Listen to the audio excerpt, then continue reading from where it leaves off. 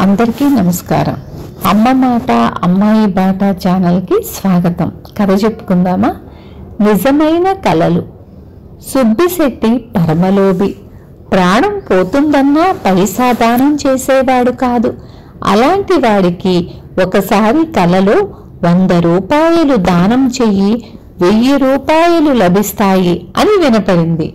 శెట్టి ఆ కలను నమ్మి 100 రూపాయలతో పేదలకు సంతర్పణ చేశాడు.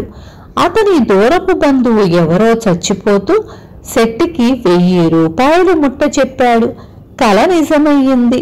మరికొన్నాళ్లకు శెట్టికి కలలో 1000 రూపాయలు దానం చెయ్యి, 10,000 లభిస్తాయి అని వినపడింది.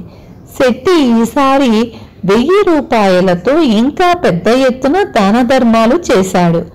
ఆ రోజే శెట్టి దగ్గర బంధువు చచ్చిపోయాడు. అతని 10,000 రూపాయల ఆస్తి శెట్టికి సంక్రమించింది.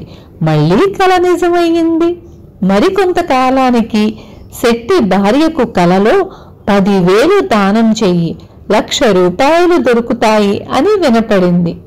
ఆమె శెట్టికి ఈ మాట చెప్పింది. కలలలో మంచి గురి కుదిరిన శెట్టి 10,000 పెట్టి ఊరందరికీ విందులు చేశాడు.